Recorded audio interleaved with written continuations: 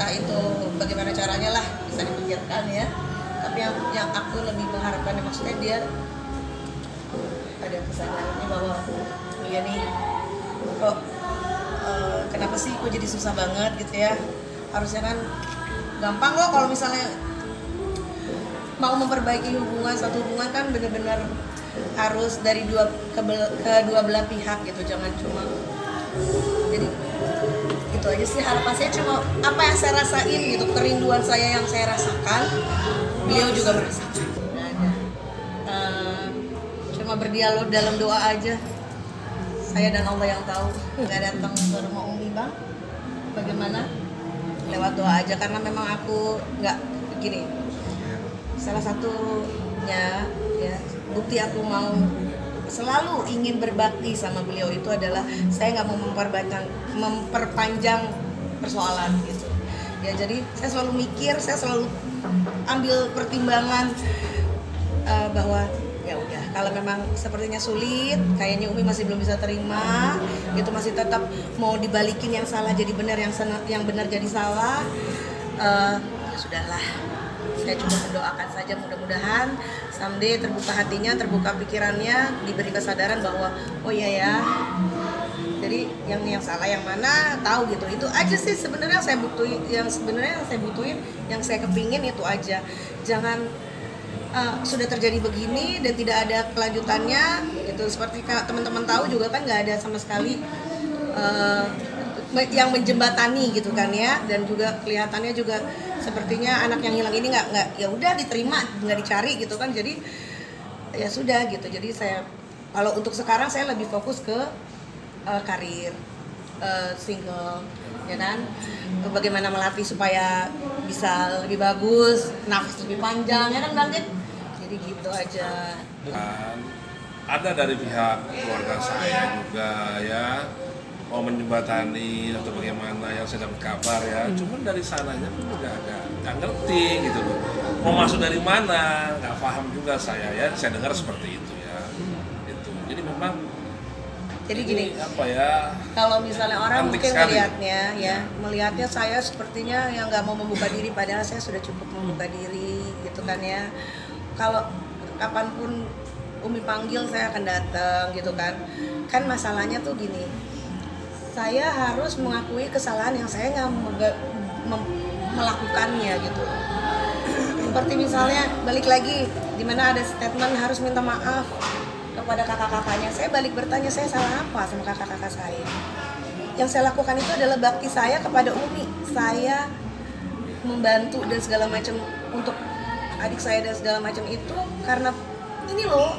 Saya pengen sebagai seorang anak menginginkan untuk bisa berbakti sama ibu, apalagi saya punya ibu cuma tinggal Umi ya, artinya punya orang tua cuma tinggal Umi gitu. Justru selalu dalam saya selalu doa, dalam doa saya selalu bilang, saya selalu berkata, ya Allah, mudah-mudahan dikasih petunjuk.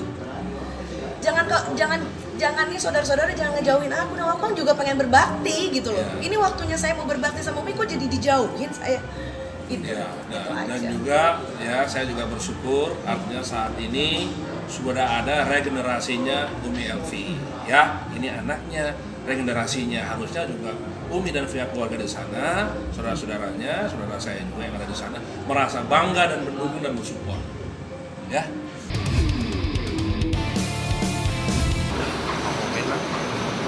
Tapi kan lu pernah bersih tegang juga kan? Hidup itu harus mencari kedamaian. Pokoknya intinya gue nggak mau komentar-komentar seperti apa lagi yang udah-udah. Jadi itu udah bukan urusan Bang Billy lagi kan? Bukan urusan. Tapi hati udah berdamai urusan.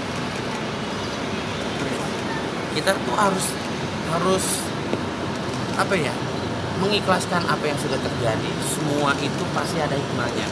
Setiap manusia dikasih cobaan, dikasih rintangan, dikasih kesusahan, semua pasti ada hikmahnya. Nah mungkin dengan adanya kejadian seperti yang kemarin, mungkin ini suatu hikmah buat Bang Billy. Dan ketika dia punya masalah sama seseorang, jangan menanyakan perihal itu ke Bang Billy, karena bukan kapasitas Bang Billy untuk menjawab. Setelah dia keluar ada rasa kayak Nggak pernah tahu, nggak pernah buka Instagram perihal kasus-kasus siapapun itu. Paling kalau rame-rame ya di Lambe Tura gitu-gitu doang sih. ngobrol sama Antoni juga tentang ini juga kan Bang? Oh iya, dia diundang di acara pagi, terus dia mengklarifikasi soal perdamaiannya. Ya bagus lah. Kalau istilahnya nih, kalau setahu gue ketika kita, karena gue mengalami, kita mah khususnya gue nggak pungkiri ketika kita mempunyai masalah sama seseorang itu nggak enak. Jadi intinya kita harus ya santai-santai aja lah damai-damai. Mungkin ada pesan dari Bang Willy buat Chris? Nggak ada pesan apa. Bang Willy milih berdamai juga sama Chris. Damai aja sama Tidak, santai-santai aja lah. Udah ikutin aja alur alir kayak air mengalir. Tapi masih ada itu perasaan kesel atau apa, kecewa atau Nggak biasa. artinya memang tidak ada perselisihan secara pribadi sekarang. Nggak, ya udah santai aja. Karena yang sekarang ini gue jalanin hidup gue tuh udah seneng bahagia. Dia kemarin juga seneng bahagia, tapi sekarang ini lebih bahagia, lebih berwarna, nggak memikirkan hal-hal yang nggak penting, yang akan menjadi sesuatu di otak gitu loh.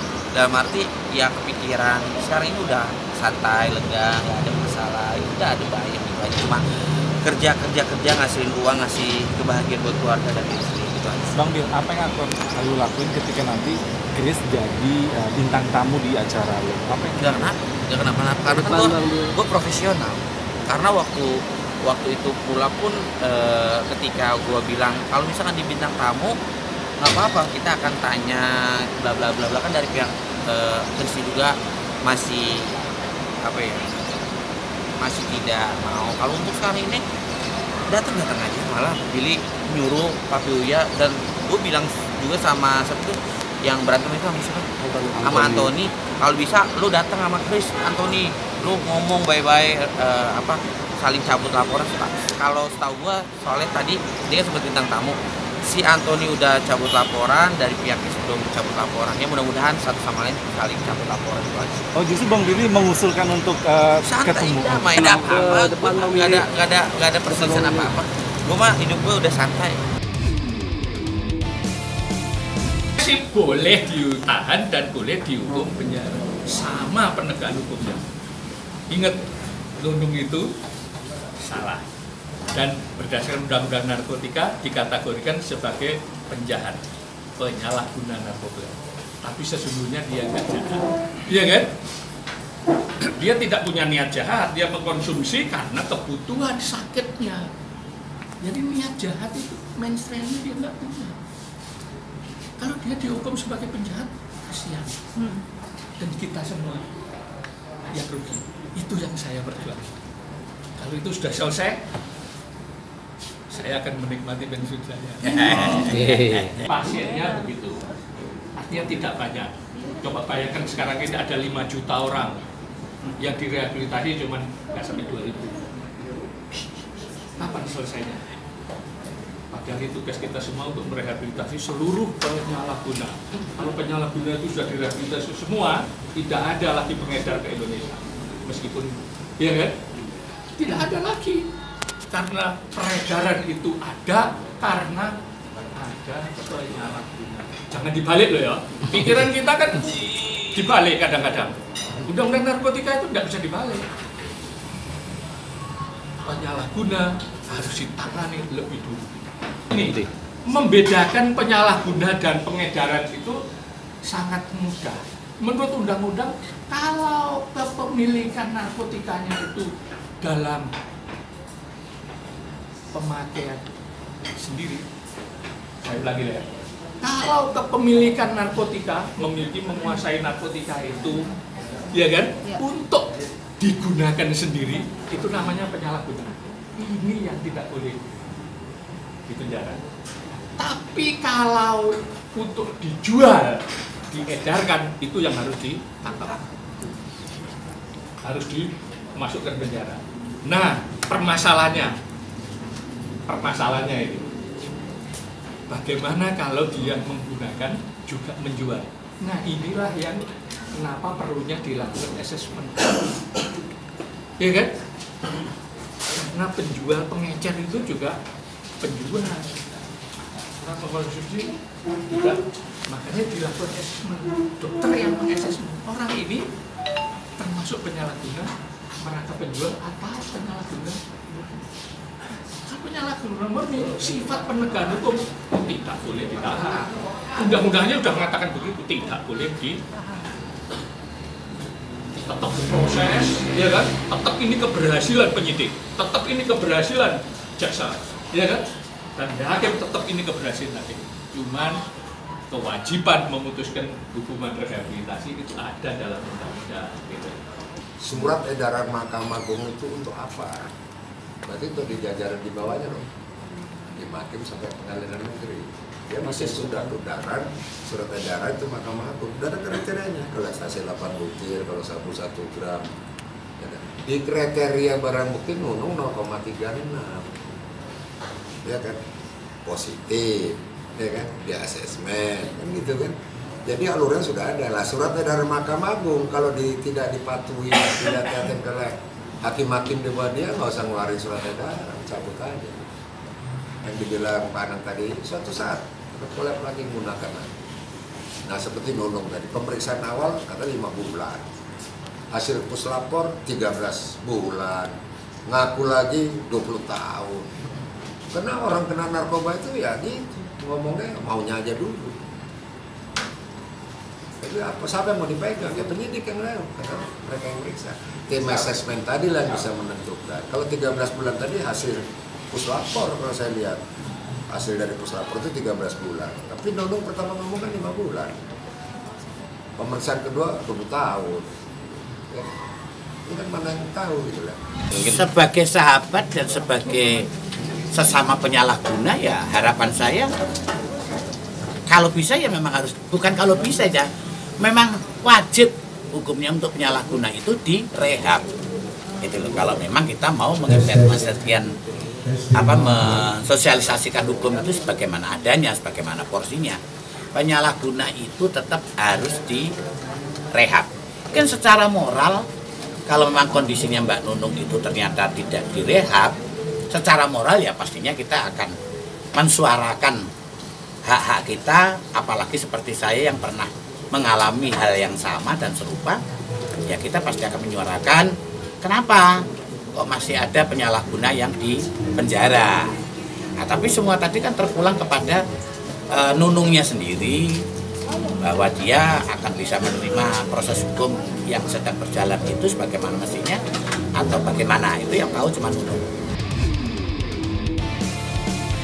Memang kebetulan sekarang juga lagi hamil anak kedua gitu ya, jadi memang ya istirahat dulu lah, maksudnya kemarin kan rencananya mau mulai syuting tapi ternyata dikasih rezeki lagi gitu, cuman ya udahlah ya nanggung, jadi kayaknya lahirkan aja dulu nanti setelah itu baru kalau mau mulai karir lagi.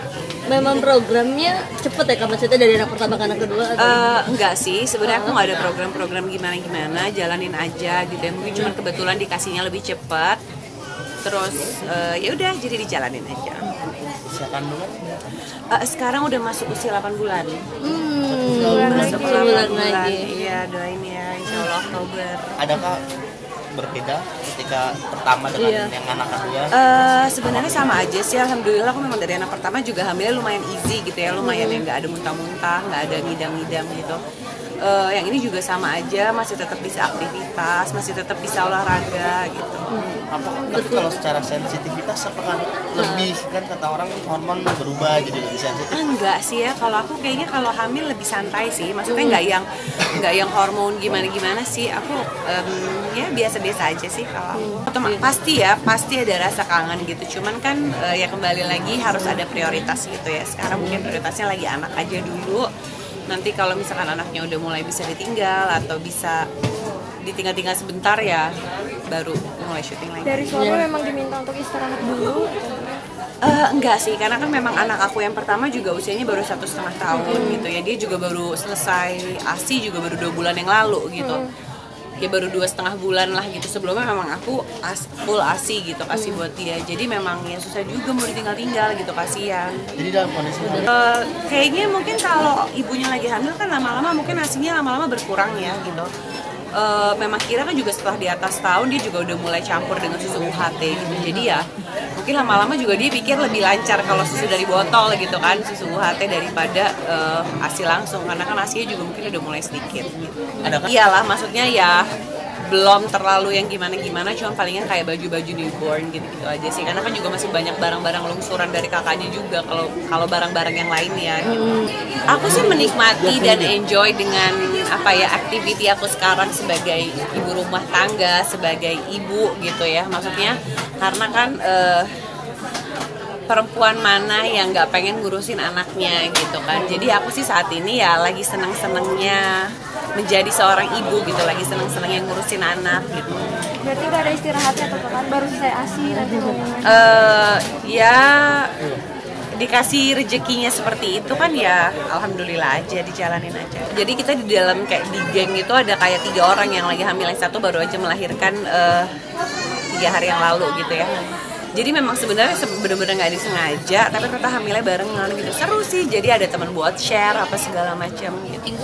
Gimana tuh, emang direncanakan atau gimana? Emang nggak direncanakan, emang nggak sengaja aja. Aku curhat sama dia, Bil, kayak gue telat nih, gini. Yaudah, lu cepetan cek deh gitu ya, nanti aja deh kan gue mau pergi liburan dulu waktu itu.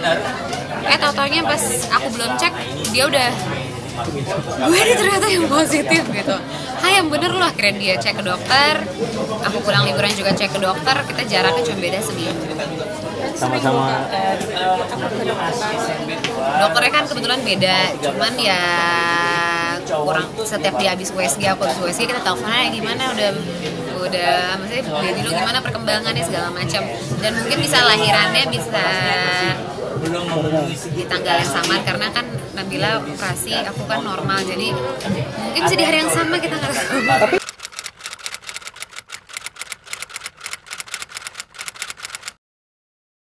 Jadi jangan lupa untuk subscribe Cumi Cumi. Ditekan ya tombol lonceng merahnya.